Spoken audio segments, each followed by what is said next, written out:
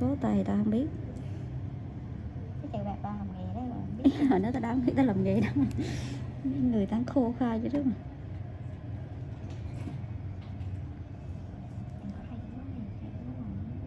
Không rị đau thái đòn là. Không làm dưới nó không rị đằng lọ.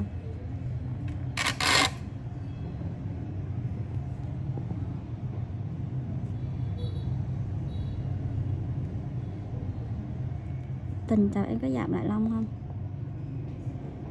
Chưa được 1 tháng rồi. Mắng ra là sao để chào chị kiểm tra cho. Ra rồi rất thấy ra. Em rất con ra để chào chị rất con ra tao khổ sẽ tiền. Không nhập cái mà đây cái nó thì lắm rồi. Không quan tâm tới cái trò dễ sợ.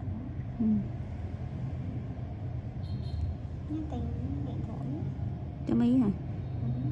Ủa hả? Ồ, cái máy được lắm á. Chị nhắn tin cho Mỹ. Cho ta rồi cho Mỹ nữa. Nó hổ là mấy đứa nó ái cái tóc không. Đỡ tặng chị mấy đứa nó cho tư vấn cho mình ái không được đó. Mấy đứa nó là độ bên chăm sóc khách hàng. Thì nó lúc mà cần thiết có mà không điện được cho mấy đứa nó là điện tháng. Để nó đi đặt năng kia khác rồi đó. Thấy được đó này. Mình có máy với mình để mình tầm cho mình không này. 150 triệu mà biết làm rồi. Bỏ tiền nó mua thì dễ lắm. Mẹ nấu cái sữa nở lỡ từ đây về Sài Gòn có tháng sau mới làm có máy dùng. Bưa trời.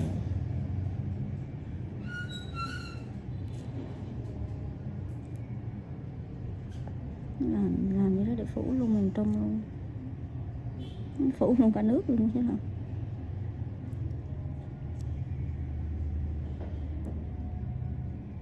Chứ còn như chỗ con Ngọc nó mua cái máy xong hủa mà họ nhan đó đó. Hủa mà chủ nhan trả lời theo kiểu Nó bị bán gặt lường đó. Hủa mà nhân trả lời theo kiểu nhan đó. Cái máy của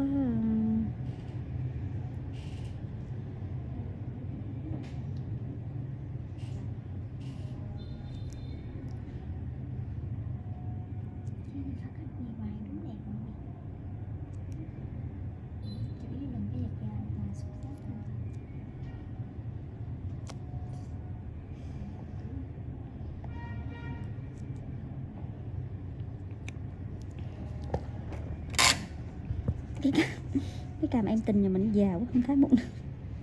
Mới đi tìm mà máy CC chứ nặng chừng ra hết rồi.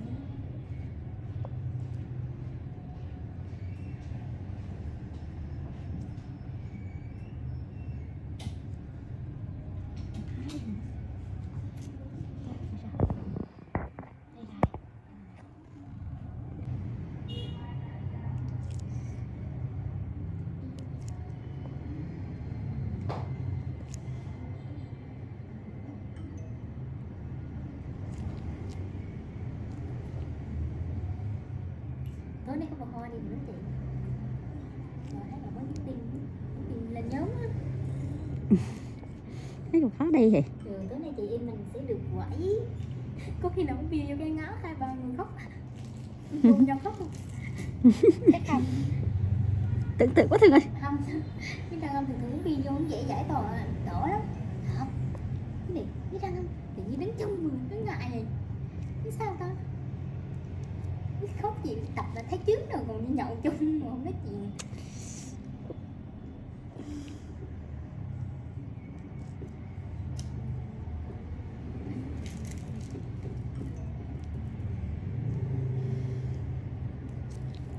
Chất kim rau hay là nạn rau Tình? Chất kim. Kim Kim cái nhất. Chồng. Thôi để đó đi. Vui để mặt gì cười, nhớ mỏ, buồn, giận dữ.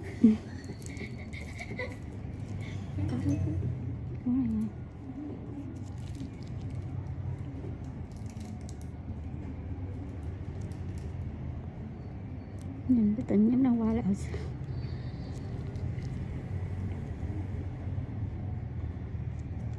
Hồi xưa thì cũng đâu có bị cái cổ đâu, nó bị xíu cái cổ dưới liên đào hơn. nó khó chút em.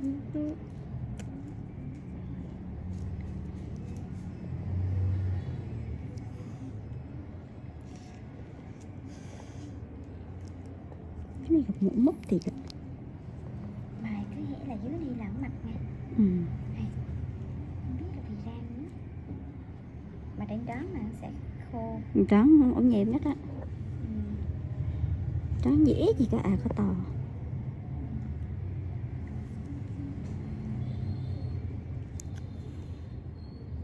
Mất lại cái cổ luôn. Thắt tác bắt đi. Không phải do nghiêng quá kìa.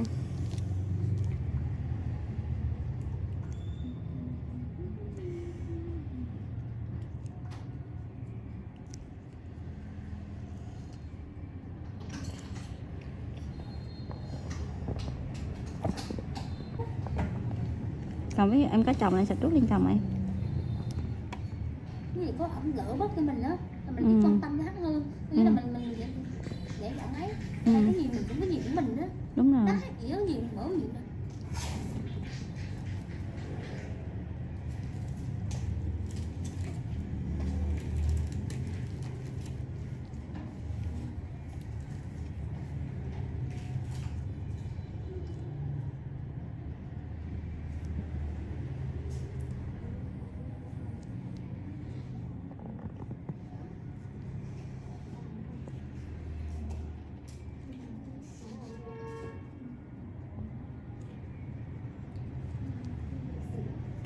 Xí. Nhưng mà cho chị xíu này. Chị ngay cái người tình giống như hồn thuốc bắc đó Thìn ngay. Không có người thuốc mắt nữa chị. Chị ngay.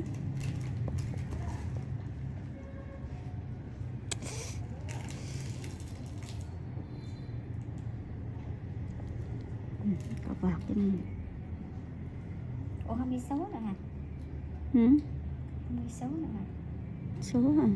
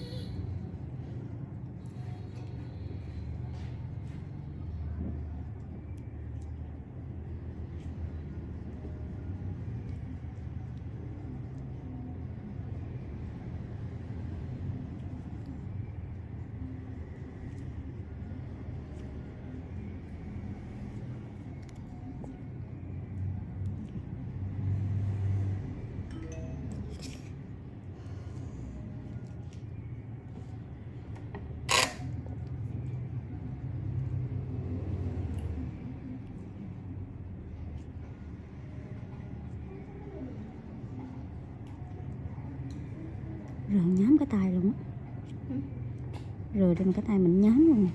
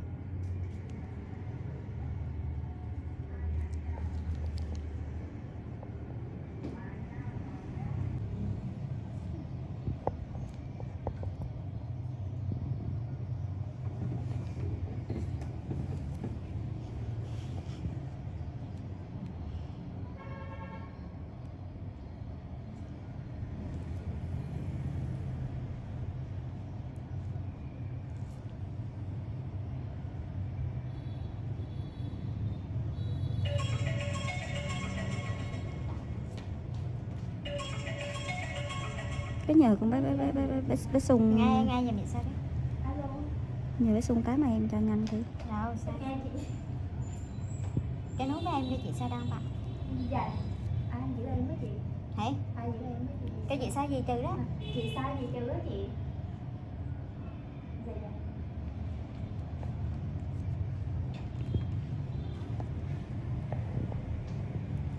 Bé Sung dễ nhờ hơn đúng không? Đúng không? Nãy giờ quay. Ai biết chắc đấy. Ừ. Cái nút làm sao dạ tao biết nó làm thêm làm sao dạ tao. Ví dụ như thay vì trả tiền mà anh mình cho hắn thêm. Thế? Ví dụ như tháng sau tháng này nó cho cái tháng này chỉ có tiền gì cho em thêm 500. Nó có động lực. Hiểu không? XM is a hybrid super SUV with 644 HP and a crazy design.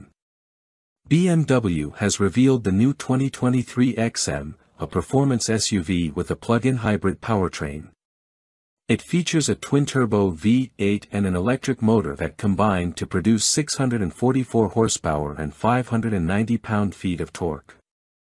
The XM starts at $159,995 and will go on sale in the US in the first quarter of 2023.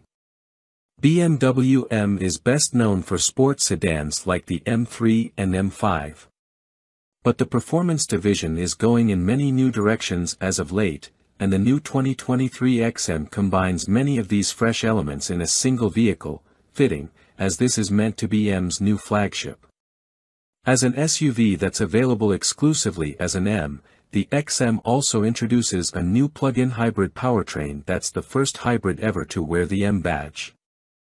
The concept version of the XM proved controversial when it made its debut last year, and now we have all the details on the production version that's slated to go on sale in the US in the first quarter of 2023. The XM's powertrain consists of a twin-turbo 4.4-liter V8 combined with an electric motor integrated into the 8-speed automatic transmission. There's also a 25.7 kilowatt-hour battery pack that enables an estimated electric driving range of 30 miles. Total output sits at 644 horsepower and 590 pound-feet of torque, and there will be an even more powerful label red version coming later on with a claimed 735 horsepower and 735 pound-feet. This makes the XM the most powerful current production BMW, and it'll need all that grunt to move around its 6,062 pound mass. Were it not an M exclusive, the XM might otherwise wear the X8 designation. It's considerably larger than both the X5 and X6, but smaller than the 3-row X7, much like the relationship between Audi's Q7 and Q8 SUVs. The XM is a 2-row model with 5 seats, and its interior features many of the wilder design elements seen on the concept version.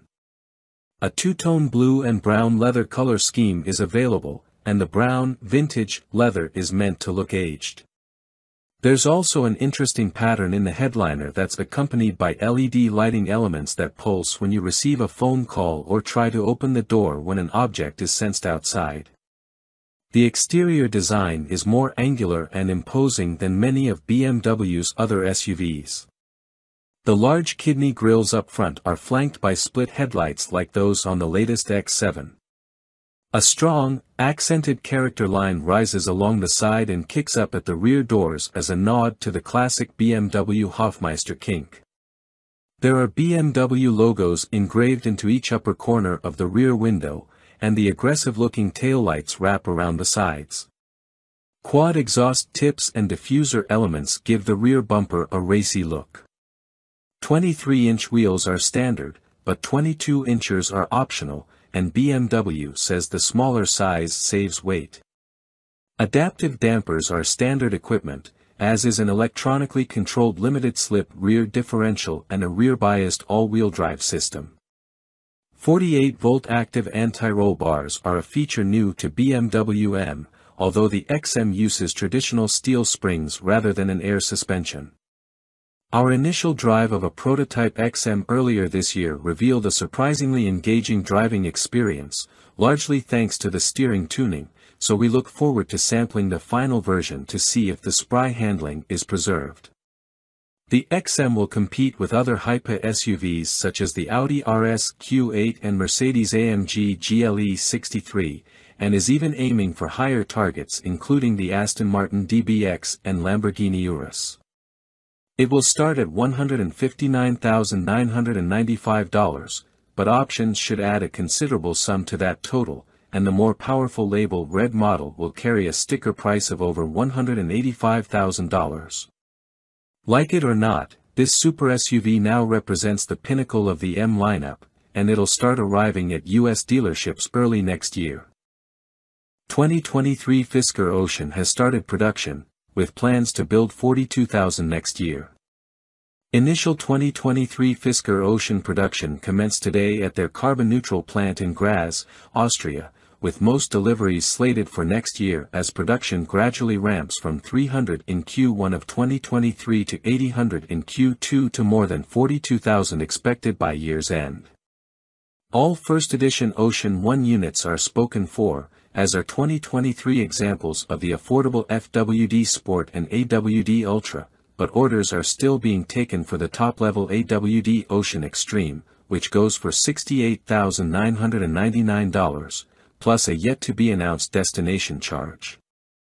Fisker says the top-level model will offer 350 miles of range according to EPA methodology, and can accelerate to 60 miles per hour in 3.6 seconds thanks to the 550 horsepower available from its dual-motor AWD platform. Official production began today for Henrik Fisker's long-awaited Ocean all-electric 5-passenger SUV, which had an uncertain gestation until a tie-in with assembly partner Magna International was announced in October 2020. Fisker's previous automobile, the Fisker Karma plug-in hybrid, is not affiliated with the Fisker Ocean project, the tooling having been sold off and reconstituted by Karma Automotive as Henrik Fisker himself moved on to focus on his all-electric Ocean SUV project. Expectations are high that the Ocean will make a good first impression when customer deliveries begin. After all, the Magna Steyr plant in Graz, Austria, also produces the Mercedes-Benz G-Class, the BMW 5 Series, and the Jaguar E-Pace and I-Pace, as well as the BMW Z4 and Toyota Supra. As expected from an established assembly plant, they seem to be on the right track to manage build quality and early teething problems, with a gradual production ramp-up that will result in just 300 examples produced by the end of first quarter of 2023. And it's not as though the Ocean's assembly line's switch just got flipped today, as some 95 prototype Ocean vehicles were built as the line came together. Production will increase to 8,000 by the end of next year's second quarter and rise to more than 42,000 by year's end. Compared with the unrelated Volkswagen ID.4, the Ocean SUV is some 5 inches wider and nearly 8 inches longer, both in wheelbase and in an overall sense, but it stands no taller. That gives it a sleek shape that, crucially, also provides increased underfloor space for a larger battery. The capacity of that battery has not yet been announced, but Fisker does report that all-wheel drive vehicles equipped with the larger hyper-range battery will be good for up to 350 miles according to EPA testing methodology, thanks in part to a rear motor disconnect that comes into play while cruising. At the other extreme, Fisker says that boost mode will unleash as much as 550 horsepower that can accelerate the machine to 60 miles per hour in 3.6 seconds. Details and specs. 2023 Fisker Ocean Prototype. 2023 Fisker Ocean. The front-wheel drive Sport, which is currently sold out for 2023 thanks to its low starting price of $37,499 before destination, will use the smaller Touring Range Pack and deliver 250 miles of range. Its single-motor powertrain makes 275 horsepower and takes the entry-level Ocean to 60 miles per hour in 6.9 seconds. Few interior dimensions have been released apart from headroom, but at 41.1 inches in front and 40.4 inches out back, things do look promising for the relatively low-slung electric crossover, which offers a panoramic glass roof across the board. The tinted glass panels are fixed on the entry-level Sport, sliding on the mid-level Ultra, and supplemented with photovoltaic panels on the Extreme and the First Edition one. With luck, we will be able to evaluate and test an early production model in the first part of 2023. The Ocean has been a long time coming, but Henrik Fisker's tie-up with an established auto assembly outfit appears to be on the cusp of paying off in a very tangible way. Welcome to B&C Car Reviews channel. 2023 Ford F-150 Raptor, our first test, absolutely bonkerballs. In the super truck horsepower war, there's no Han versus Griot style argument to be had. The Ram 1500 TRX shot first. Sure, Ford's F-150 Raptor pickup has been on the hunt for more than a decade, but history has it down as the balanced desert runner. Its power level, 450 horses today, more or less in equilibrium with its dirt-dashing chops. In contrast, the TRX roared onto the scene 2 years ago as a ballsy, 702 horsepower beast with a bad attitude and a mission to rooster tail sand in the face of Ford's wimpy off-road pickup. No more.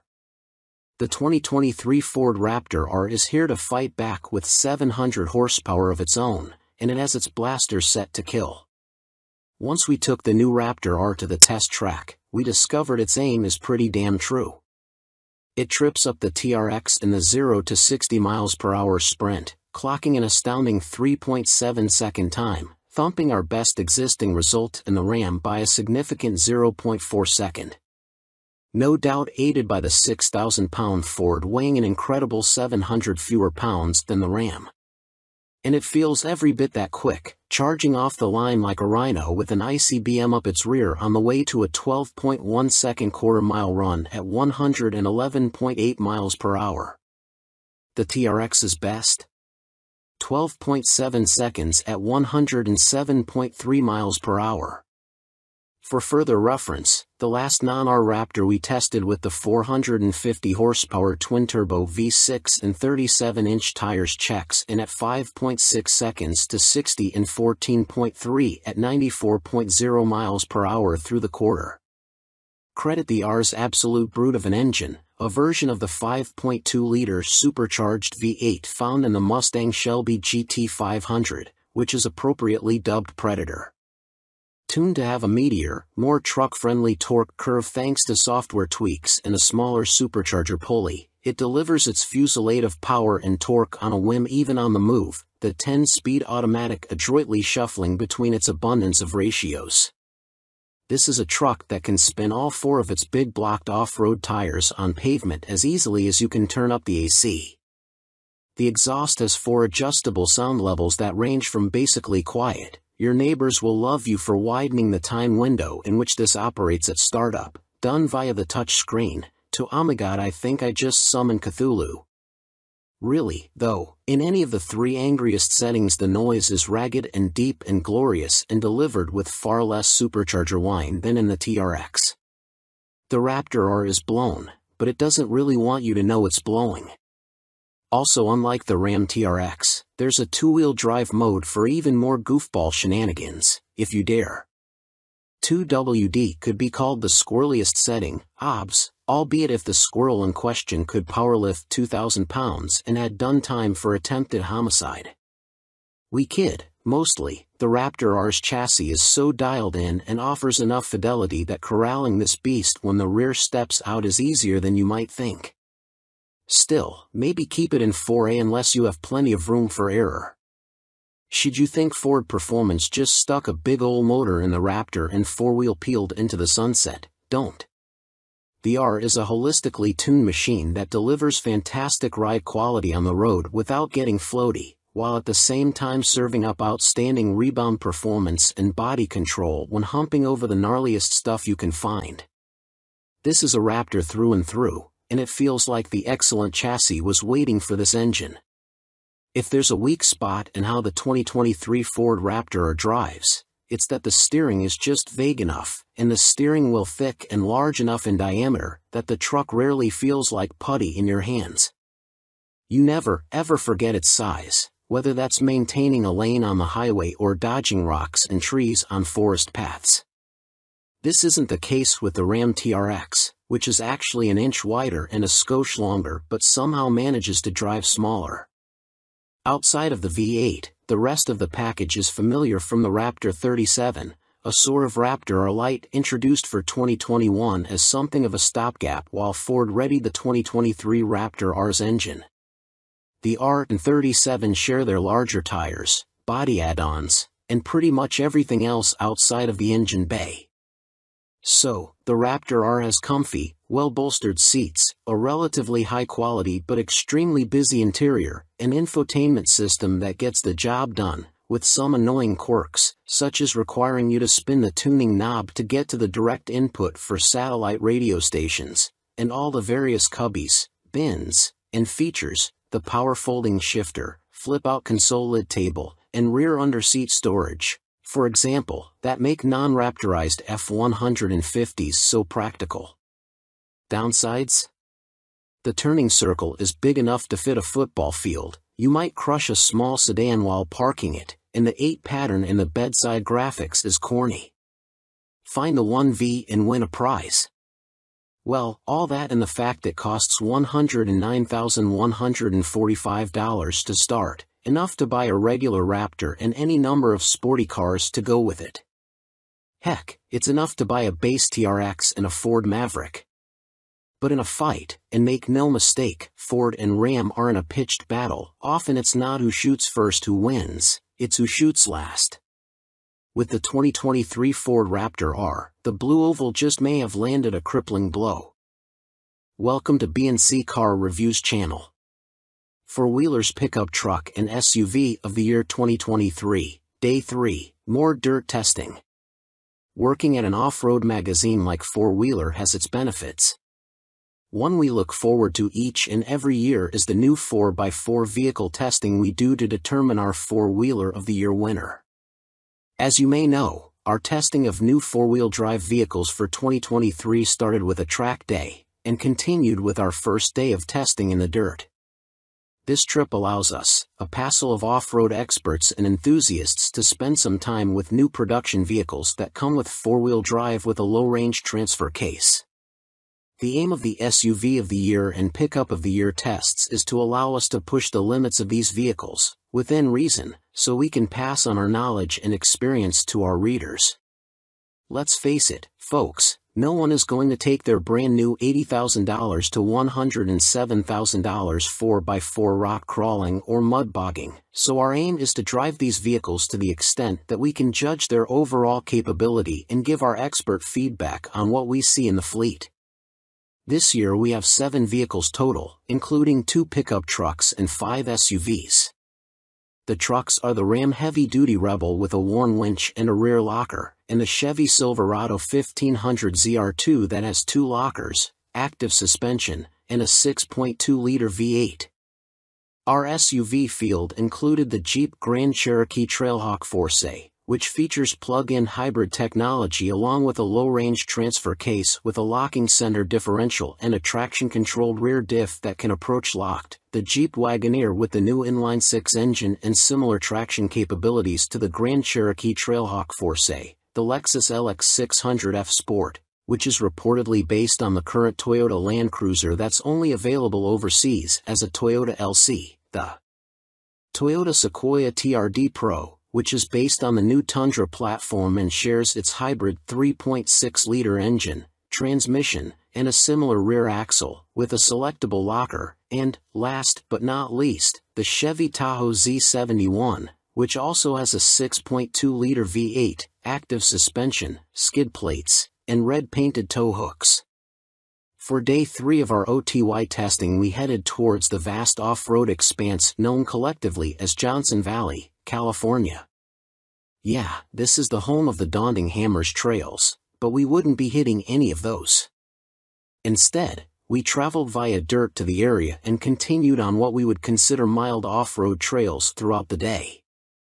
This gave us ample opportunity to test how the vehicles do on graded roads and rutted but mild desert trails that are sandy, rocky, eroded dirt, and more.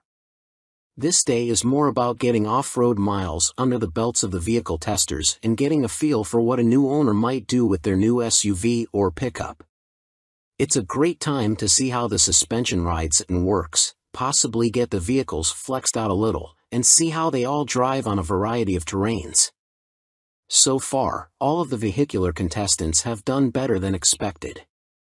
We can't tell you who will win yet, that news will come when all our comments have been collected and scoring has been completed, but for now, here are our observations about the SUVs and pickups the manufacturers supplied to us for this year's test. First, as has been noted, the Lexus LX600F Sport is incredibly capable off-road. Its traction control is about as dialed as any we have met, but it's hampered by its vast front grille and fascia, which seem to hang perilously close to the ground. Also, its ridiculous low-profile tires and huge wheels are a liability on even the mildest trails or dirt roads, as even a fist-sized rock could kill a tire and bend a rim with ease. The Grand Cherokee seems small in this group, but it's comfortable on and off-road. It doesn't seem to be quite as capable as other Grand Cherokee Trailhawks we have tested in the past, but it does just about everything you'd want it to, and the hybrid drivetrain is more than powerful enough. The Toyota Sequoia, again with plenty of power, is fun on dirt roads and has ample traction when the going gets tough. Its design is very blocky, with a face that takes some getting used to, and it seems to lack any front toe points, which will hurt it on our test. The Chevy Tahoe Z71 does everything you'd expect and more despite frequently lifting tires when the terrain gets at all uneven. It has a very low belly just ahead of the rear axle that can and will come in contact with the ground. The Jeep Wagoneer is fun to drive and seems more capable than it has any right to be. It may in fact be more capable off-road than the Grand Cherokee that shares its stable. Many complimented its larger sidewalls relative to the other SUVs on the trip, thanks to relatively smaller wheels and a decently sized tire. Getting back to the pickups, the Chevy Silverado ZR2 is a blast to drive off-road and, for us, performed exceptionally well when it came time to push the limits of its off-road traction. Two locking differentials and flexi suspension combined with what are probably the most aggressive tires on the test meant this thing was almost certainly the most capable vehicle in attendance. It even climbed a few obstacles we didn't expect it to. The Ram Rebel 2500 is very capable for a true workhorse of a 3/4 ton truck, but it's still a 3/4 ton truck in the end. It's not quite as flexible and lacks the front locking differential of the Power Wagon, but it does have a higher payload and towing capacity as a result. That's a compromise away from the dirt and toward everyday use for a big truck like this. It also has overly large wheels, perhaps for load rating, and shallow sidewalls, which hurt it off-road, as any rough terrain is decidedly jarring despite any attempts made by the suspension to mitigate. Welcome to B&C Car Reviews channel. Siloan Arrange EV Tire Test, rolling in a Model 3 on Siloan's new EV tire. EV drivers, have you noticed there are more people using public charging stations? And sometimes you have to wait to use a DC fast charger? It seems more and more EVs are hitting the road. So in an effort to cater to the ever-increasing number of EV drivers who need new tires when they finally wear out, tire maker Siloan has developed its first EV-specific tire, the Arrange EV. Siloan invited us to a test drive in Southern California to sample its Arrange EV tires on a Tesla Model 3. We started in Beverly Hills and headed toward Highway 101, through Mulholland Drive. On this winding residential road perched on a hill, the Tesla Model 3 equipped with Arrange EV tires had no problem navigating the road's dips, dumps, and occasional unavoidable potholes in a graceful manner. The ride was slightly on the firm side, but that's to be expected from a sporty sedan. Soon we were on the freeway to drive to Calabasas and Malibu. Unlike internal combustion engine powertrains, EV powertrains offer an inherently quieter ride. But conversely, any excessive road and tire noise are more pronounced at high speed without engine noise masking the sound. On the highway, we noticed the Arrange EV tires didn't introduce any excessive tire noise and kept the cabin as quiet, if not quieter, than a Model 3 on its original tires. Next, we peeled off the highway and drove to Malibu through some twisty roads facing a beautiful view of the coast. Make no mistake, the Arrange EV tires are not high-performance summer tires. But on a long downhill stretch with many tight turns, they behaved very well and offered predictable feedback and handling. They're a good set of all-around, pun intended, all-season tires designed to handle various road conditions. After our test drive, our initial thought was the Arrange EV tire performed in the real world just as well as a Tesla Model 3 on its original tires. Siloan told us it provides all that at a lower cost and that its tires are more efficient. Siloan uses what it calls EcoPoint 3 technology, in which the rubber compounding materials are mixed uniformly under continuous liquid phase conditions. The goal is to produce a tire that retains good traction under various wet and dry conditions while still maintaining a low rolling resistance to further EV range. Another tech feature worth pointing out is the use of Siloan's Silent Tread to help reduce tire noise and cost. As mentioned earlier, road and tire noise can be more pronounced in an EV, so some other EV-specific tires on the market have acoustic foam inside for noise reduction. We asked Siloan whether the Arrange EV tire has the same kind of foam. It told us it tested both with and without foam, and the foam made no noticeable improvement in noise reduction. Also, the addition of foam means the tire is unable to be patched or repaired. Siloan's Silent Tread sequential pitch tread design allowed the company to ditch the acoustic foam while maintaining excellent quiet performance. It helps reduce manufacturing costs, too. Siloan is certainly stepping into the EV tire market with a compelling product. Siloan claims the Arrange EV tire can deliver 7% more range on a Tesla Model 3 than other EV-specific tires on the market, and that may just be enough for you to skip a crowded charging site one day. Welcome to B&C Car Reviews channel. 2023 Honda Accord vs Toyota Camry, mid-size juggernauts compared on paper. Honda and Toyota have done battle for decades now. Even though the CR-V and RAV4 compact SUVs are manning both brands' front lines in the sales wars these days, the rivalry between the midsize four-door Accord and venerable Camry is still going strong. Both companies introduced major redesigns for 2018, but while Toyota is still busy tweaking versions of the Camry it debuted 5 years ago, Honda has an all-new 11th generation Accord for 2023. We haven't had the chance to drive them back-to-back yet. Don't worry, that comparison is on the way, so here's how they stack up on paper. Size and interiors. Size is the best reason to consider a midsize Accord or Camry over their more affordable, smaller Civic and Corolla siblings. But which one actually offers more space? The Honda is marginally bigger in every dimension.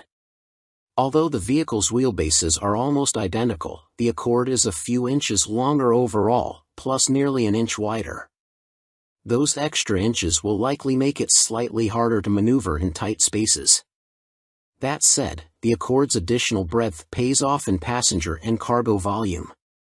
Folks riding in the back have 2.8 inches of additional legroom compared to the Toyota, plus the Accord has 11% more trunk space. Sitting in the two back-to-back, the Accord's front seats are more comfortable and its armrests offer additional padding. Climate controls and air vent adjusters feel more premium, too, with the same tactile greatness as the pieces in the latest Civic, CR-V, and HR-V models. While the Accord feels as if it has an extra inch of legroom in the rear, the Camry's back seat is better suited to taller passengers thanks to a slight headroom advantage, power and fuel economy. Yes, the Camry is still using the same base engine it had in 2018, but so is the Accord. Toyota fits its midsize sedan with a naturally aspirated 2.5-liter i4 and Honda equips the Accord with a turbocharged 1.5-liter i4. The Honda is less powerful but more torquey than the Toyota, plus we anticipate it'll be slightly more efficient in the city. Only the Camry is available with AWD, while the Accord remains front-wheel drive only. In a major switch, the Camry could be the better choice for power-hungry enthusiasts.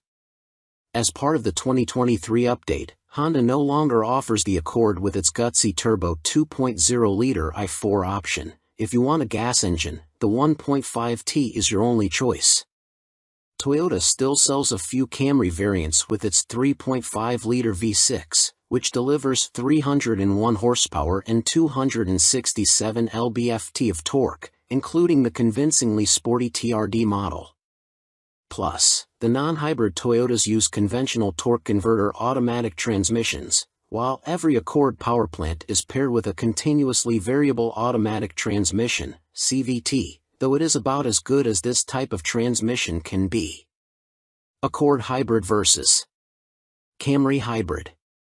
Honda paid more attention to the Accord Hybrid with the 2023 redesign, estimating it will account for around 50% of sales.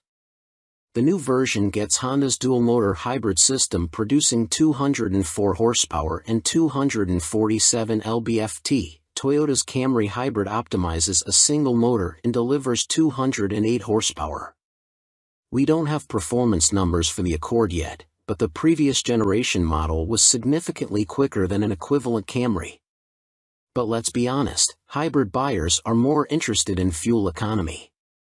The 2023 Accord Hybrid hasn't yet been evaluated by the EPA. The 2022 model returned an impressive 44-48/41-47 mpg city/highway, and we expect similar numbers from its successor. The Camry Hybrid is rated at a shocking 44-51/47-53 mpg. Technology. This pairing is pretty even on the tech front looking at entry-level trims, but splurging on a higher-end model exposes a huge difference.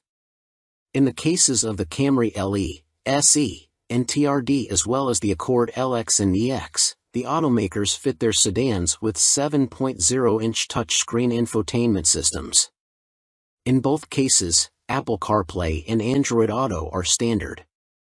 The Camry XLE and XSE upgrade to a 9.0-inch touchscreen, and buyers who opt for the V6 and each higher trim benefit from a 9-speaker JBL premium audio system.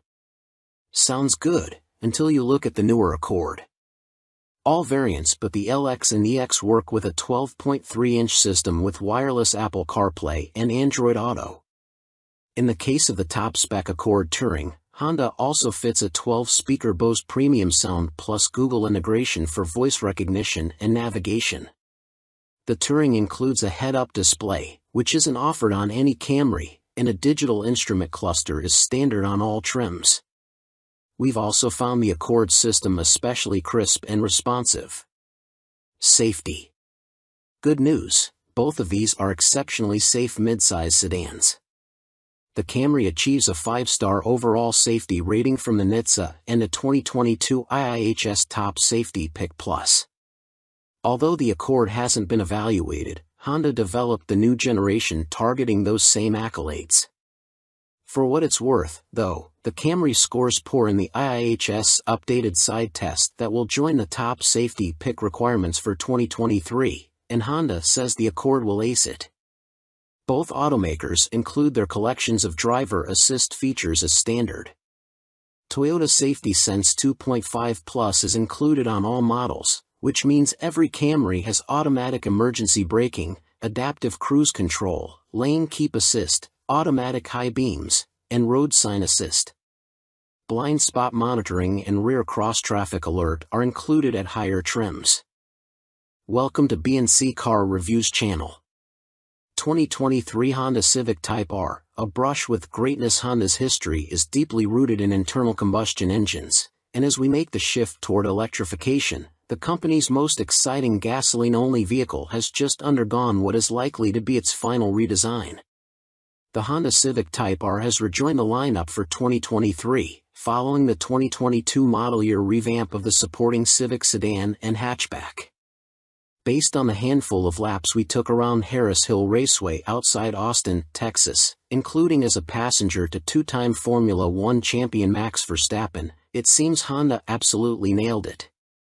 For starters, we fist-bumped Max as we pulled the bright red seatbelt across our chest. "Full send, right?" we asked.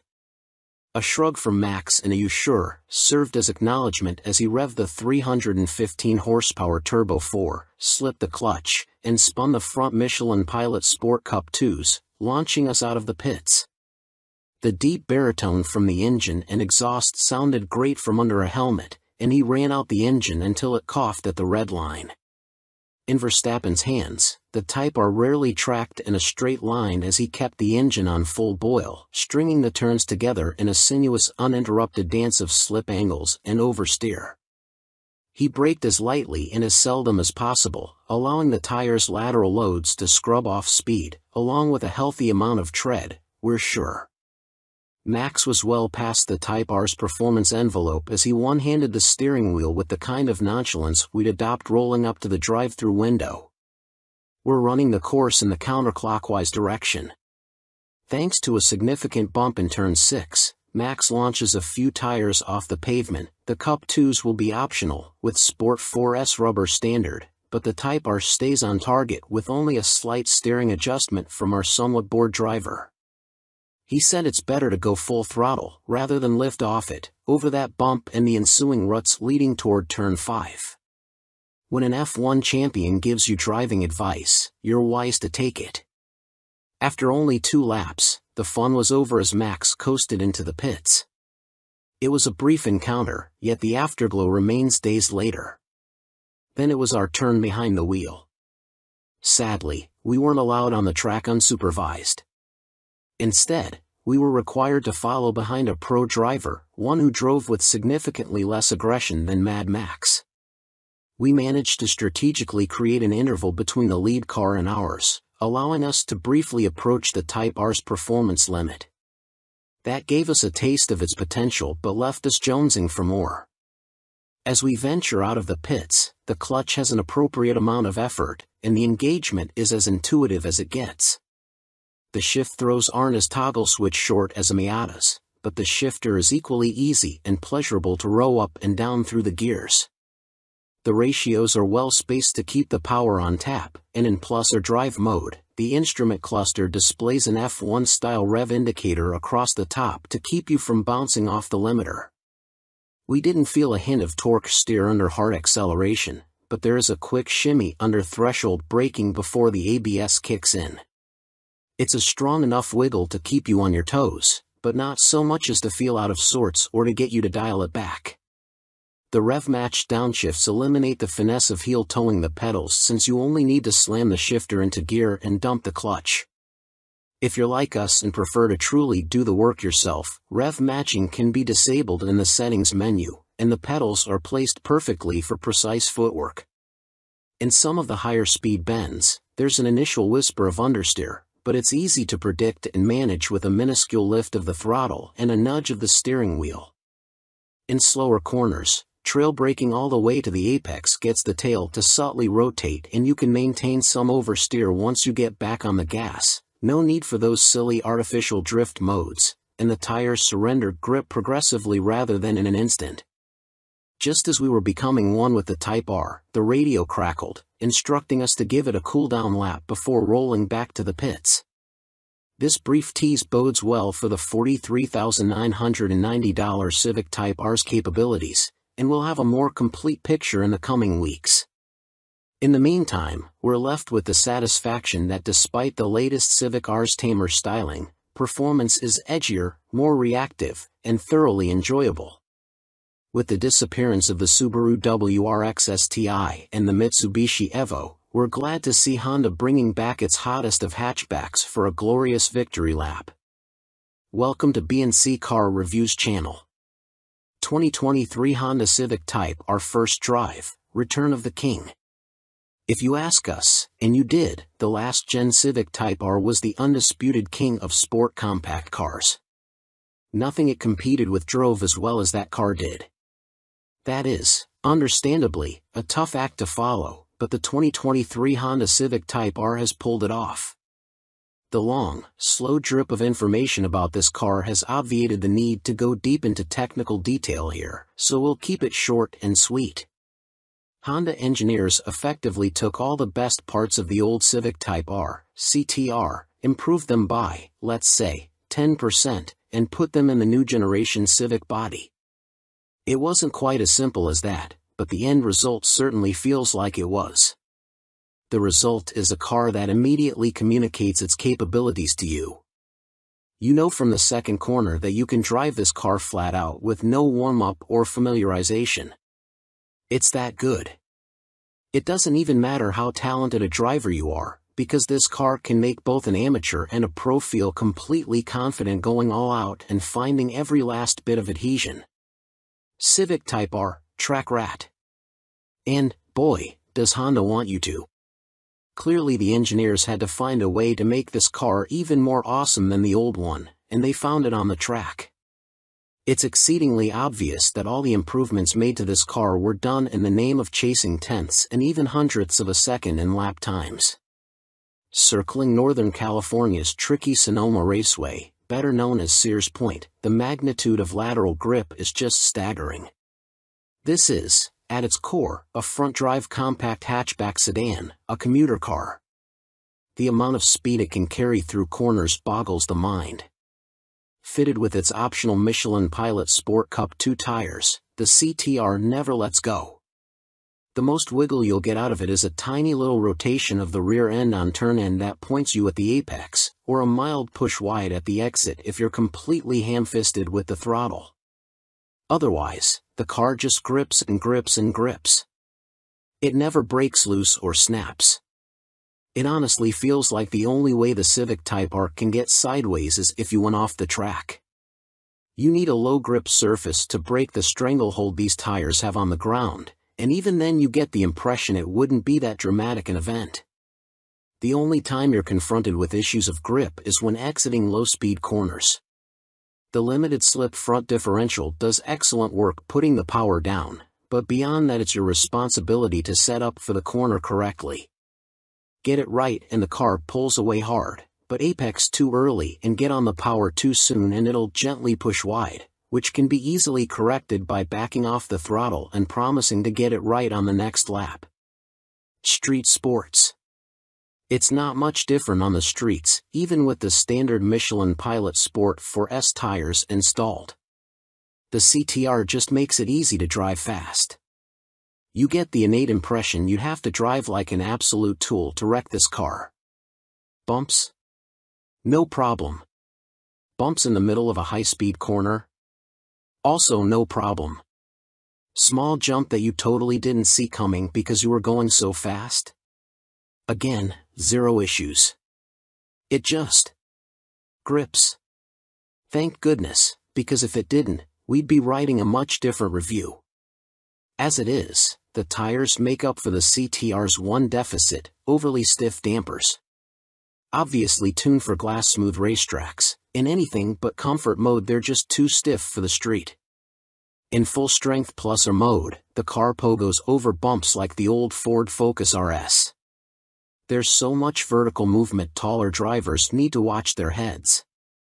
It's the one area where this car went backwards, generation to generation. In the old CTR, you could jump in, push the plus or button, and go. Didn't matter the road or the surface. It was set up perfectly for anything. You can't do that with the new version.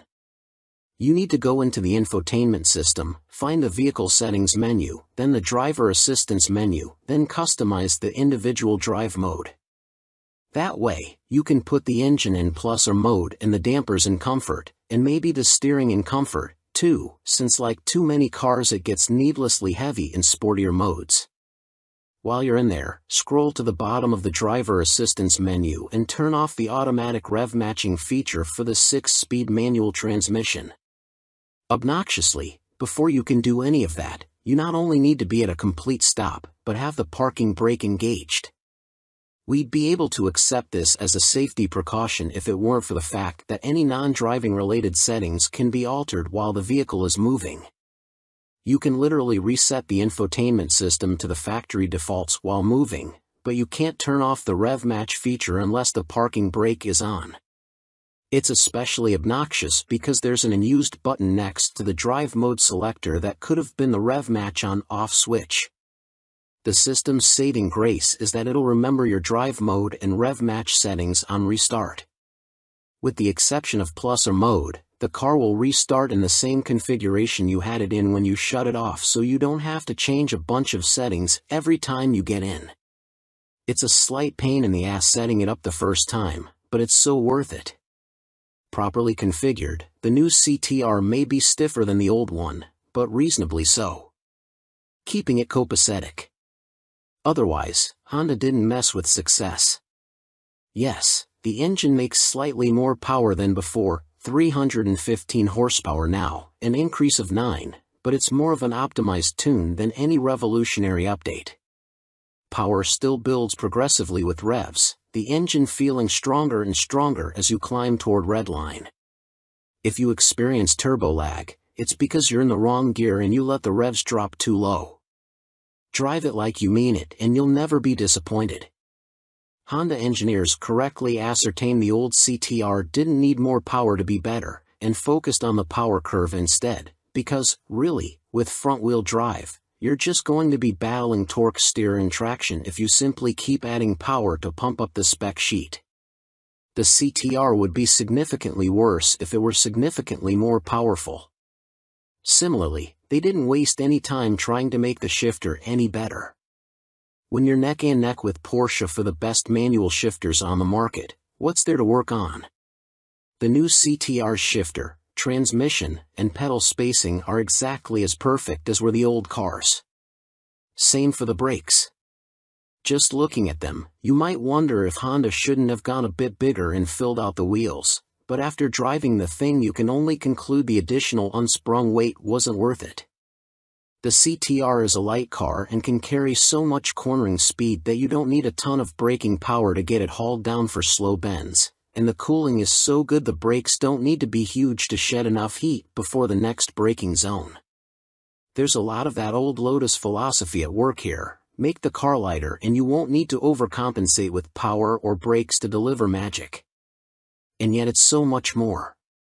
Don't let what we've said thus far convince you Honda didn't improve the breed, though. The underlying structure is new and it lends the car a new shape. Popular as the old CTR was, there was often a yes, but appended to opinions, which always centered around the somewhat juvenile styling. Subtle it wasn't. This car, for better or worse, is far more mature and restrained stylistically, so much so that the big rear wing looks almost like a Pep Boys special and not something designed in an OEM wind tunnel. Regardless of what you think of the outside, the inside is a resounding success. The new Civic's interior is a vast improvement on the old models, especially the dashboard. Pairing it with the previous CTR's fantastic seats is a winning combination. Retaining hatchback practicality, though it's more of a four-door coupe now, means there's still a ton of cargo room for everything from luggage to spare wheels and tires when you head off to track events. Like you, we wondered what Honda would do to somehow make the CTR even better. We might have guessed, hoped, even, at thoughtful, incremental improvement, and that's exactly what happened. The new Honda Civic Type R is everything great about the old car turned up a notch, plus a new interior, all for just under $45,000. It's the best performance bargain on the market, assuming you can find one without an insane dealer markup, and we couldn't ask for anything more. About Honda. Honda offers a full line of clean, safe, fun, and connected vehicles sold through more than 1,000 independent U.S. Honda dealers. Honda has the highest fleet average fuel economy and lowest CO2 emissions of any major full-line automaker in America, according to the U.S. Environmental Protection Agency's 2021 Automotive Trends Report. The award-winning Honda lineup includes the Civic and Accord, along with the HR-V, CR-V, Passport and Pilot sport utility vehicles, the Ridgeline pickup, and the Odyssey minivan. Honda's electrified vehicle lineup includes the Accord Hybrid, CR-V Hybrid, and in the future, Civic Hybrid. The Prologue SUV, Honda's first volume battery electric vehicle, will join the lineup in 2024. Honda has been producing automobiles in America for 40 years and currently operates 18 major manufacturing facilities in North America. In 2021, more than 95% of all Honda vehicles sold in the US were made in North America, with nearly 2/3 made in America, using domestic and globally sourced parts. Welcome to B&C Car Reviews channel. 2023 Honda CR-V Hybrid vs Toyota RAV4 Hybrid Comparison Test, Practical Considerations. Few things bring people together today like our collective hatred of high gasoline prices. Regardless of who you blame for it, prices are high right now and aren't coming down quickly. It's enough to drive some folks into an electric car, but for those not yet ready to make the leap, the humble hybrid gets another turn in the spotlight. This time, though, we're not only talking about egg-shaped cars like the Prius and others. Instead, we're looking at heart-of-the-market vehicles like the 2023 Honda CR-V Hybrid and the 2023 Toyota RAV4 Hybrid. Participation trophies? Here at Motor Trend, we don't do ties. We put our noses to the grindstone until one vehicle wins our latest comparison test. Sometimes this makes our lives a lot harder. This is one of those times. Both the 2023 Honda CR-V Hybrid and 2023 Toyota RAV4 Hybrid are excellent buys, and you'll be happy with either one. They have far more in common than they have differences, and in the end, our decision came down to critical numbers, price and fuel economy. Only one could win, though, so follow along to see how we got there. Different styles, same results. Be it how they look or how they drive, the 2023 Honda CR-V Hybrid and 2023 Toyota RAV4 Hybrid have different styles and different swagger, but the end result is effectively the same. Indeed, they may have been developed by different companies, but they're two sides of the same coin. When we look at these compact SUVs, we see distinct personalities doing the same job. To our eye, the Honda's design language inside and out is a bit more sophisticated and premium, and it drives that way, too. The Toyota looks a bit more rugged and adventure-ready, and that's how it drives. Neither is prettier or better driving than the other. From the driver's seat, the 2023 Honda CR-V Hybrid is a bit quieter inside than the 2023 Toyota RAV4 Hybrid, but both are excellent. The Honda handles slightly better, but each is pleasantly sporty for a workaday family SUV. The Honda's drivetrain is quieter than the Toyota's under hard acceleration, but they're both equally smooth and refined. Each likewise has good brake pedal feel that completely masks the transition between regenerative braking and mechanical braking. We do appreciate the Honda's B-Drive mode, which amps up the regenerative braking and comes in handy when going down hills. Offsetting technical advantages. Unsurprisingly for direct competitors, the Honda CR-V and Toyota RAV4 hybrids offer most of the same tech features. Each, though, has at least one distinct feature, and each does something better than the other. Both, for example, have adaptive cruise control and lane keeping systems. Honda's is the more sophisticated package, able to hold the vehicle centered in the lane, whereas Toyota's only prevents the SUV from drifting over the lines. Law requires backup cameras these days, but they aren't all created equal. Honda has a simple rear-view camera for reversing, and it works well enough. Toyota, meanwhile, offers a 360-degree view by stitching 4 camera images together, making the vehicle itself invisible on the screen. If you run over something while the Toyota's cameras are on, it's because you aren't paying attention. Each SUV also carries its maker's latest infotainment software, and it's another case of give and take. Toyota's new system looks far more contemporary and is pretty straightforward to use. Honda's offers a lot more customization, but the learning curve is steeper and the look isn't as up to the minute. The CR-V and RAV4 both also come with power tailgates at this price point, but where the Honda requires you to reach for a specific button to close it, the Toyota requires only a gentle tug anywhere on the gate to bring it down.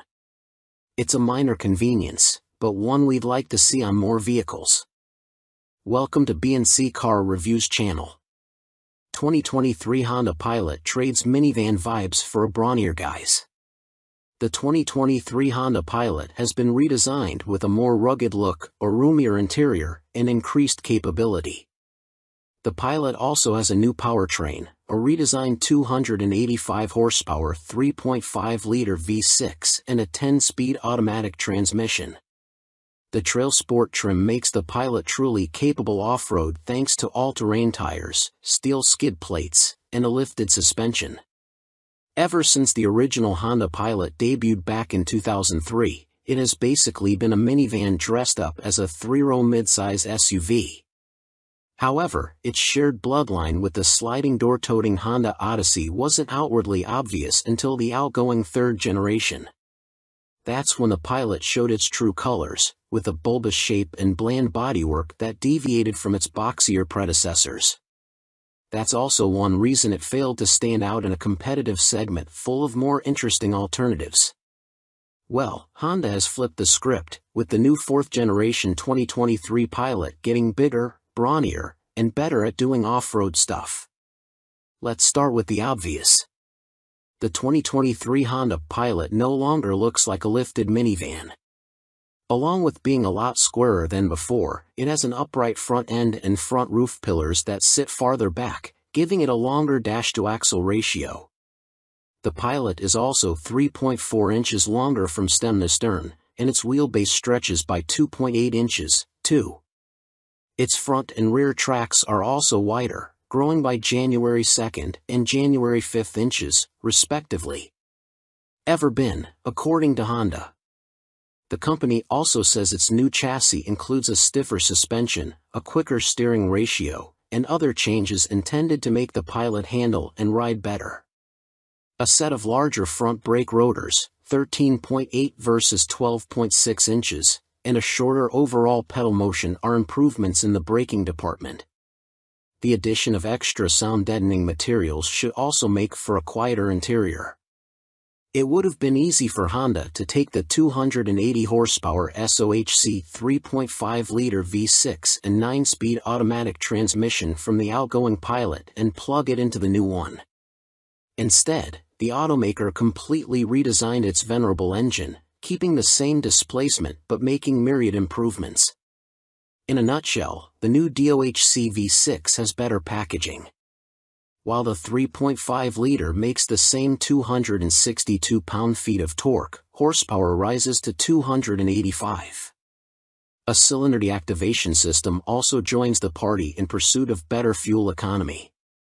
However, Honda hasn't yet announced EPA estimates.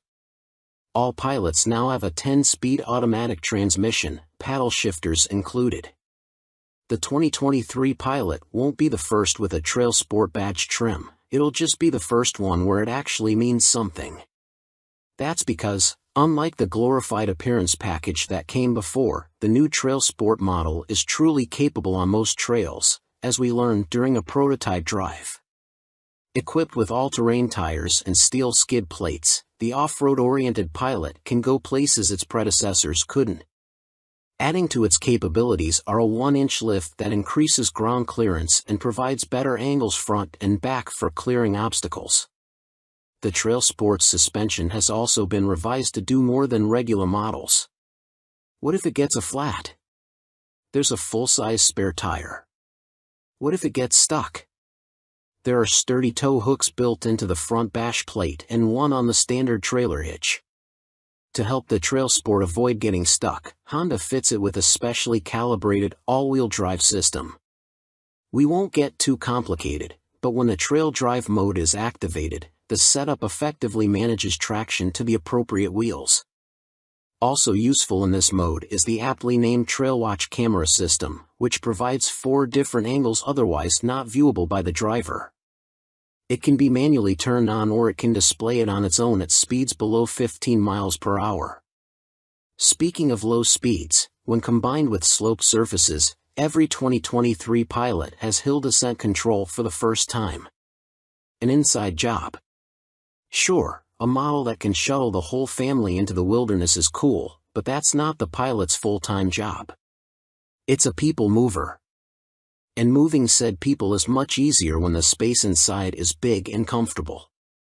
Well, Honda says the second row has an extra 2.4 inches of legroom and the third row adds a half inch of leg space.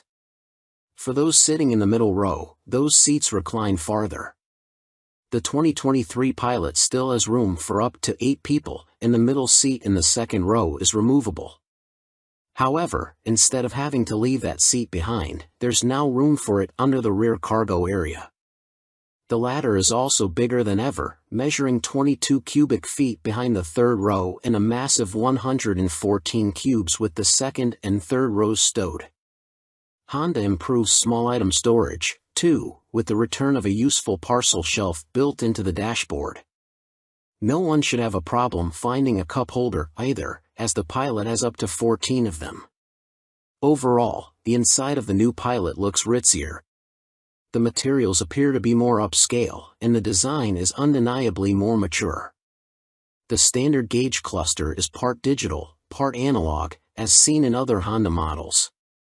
Those who opt for the top-of-the-line Elite trim exclusively get a 10.2-inch digital cluster and a head-up display. Apart from the base-level Sport, which features a 7.0-inch touchscreen, every Pilot has a 9.0-inch touchscreen infotainment system with wireless Apple CarPlay and Android Auto. Availability and pricing. Honda hasn't yet told us how much it'll charge for the 2023 Pilot, which will be offered in Sport, EXL, Trail Sport, Touring, and Elite trim levels. The previous generation ended with starting prices between about $39,000 and $53,000, and we expect to see those costs rise by a couple $1,000s across the board. We'll likely know the exact MSRPs before the new Pilot goes on sale in December. More 2023 Hyundai Ioniq 6 specs are out, including big range estimate. Hyundai has released more U.S. details about the 2023 Ioniq 6 electric sedan. The automaker claims a range of 340 miles for the U.S. version, although this isn't yet an official EPA estimate. The Ioniq 6 will go on sale in America in spring 2023, and pricing is not yet announced. Hyundai showed the new 2023 Ioniq 6 at last week's LA Auto Show and announced a few more enticing details about the US version of this electric sedan. The biggest deal is the claimed 340-mile range for the single-motor version, which beats its Ioniq 5 sibling by a considerate amount. That model is rated at up to 303 miles. A 77.4 kilowatt-hour battery pack is standard on the Ioniq 6, and the version with the longest range is the 225 horsepower single-motor rear-wheel drive configuration. The optional 320 horsepower dual-motor all-wheel drive setup drops the estimated range to 310 miles. The Ioniq 6 rides on the same eGMP platform as other Hyundai and Kia EV models, but its low 0.22 drag coefficient helps its efficiency and thus its estimated range. Hyundai says it is still waiting for full EPA certification, but these estimates are US-specific, so the final numbers aren't likely to vary much. We look forward to testing the Ioniq 6 on our 75 miles per hour highway range test to see what it can do in the real world. We don't yet know trim levels or pricing details on the Ioniq 6, as those should come closer to its US on-sale date in spring 2023. But Hyundai did release the colors options that will be available. For the exterior, the choices include a matte finish gravity gold, onyx black pearl, serenity white pearl, curated silver metallic, transmission blue pearl, ultimate red metallic, and digital green pearl. For the interior, the three options include black, gray, and a two-tone dark green and gray combo. Welcome to B&C Car Reviews channel. 2023 Jeep Compass gets a new Turbo 4 with nearly 100 more horsepower. The Jeep Compass will get a new engine for 2023, a turbocharged 2.0-liter inline-4 to replace the old 2.4-liter four-cylinder. It makes 270 horsepower and 295 pound-feet of torque, a big boost compared with the old engine's 177 horsepower. The 2023 Compass starts at $31,590 for the Sport and ranges up to $40,340 for the high altitude. Jeep is preparing to bump the Compass SUV's power output with a new engine for 2023. According to a document we found on the EPA's website, the 2023 Compass will have the same 270 horsepower turbocharged 2.0-liter inline-4 found in the upcoming 2023 Dodge Hornet. This engine was also slated to be in the Alfa Romeo Tonale, but now that model will reportedly be offered only with a plug-in hybrid setup in the US. The 2.0 liters 270 horsepower and 295 pound-feet of torque are a huge bump over the Compass' previous engine, a naturally aspirated 2.4-liter inline-4 with 177 horsepower and 172 pound-feet of torque. An 8-speed automatic transmission is standard, and the previous front-wheel drive model has been dropped. Pricing for the 2023 Compass starts at $31,590, which is just $1,210 more than the equivalent 2022 model. Not a bad deal considering the new powertrain. The off-road-oriented Trailhawk model starts at $37,340, and the loaded high-altitude is $40,340. Jeep has yet to release official details about the 2023 Compass, so we don't know if there are any other significant changes in store. It did receive a facelift for 2022 that included refreshed styling and a new infotainment screen. We've reached out to Jeep for comment and will update this post as more info becomes available.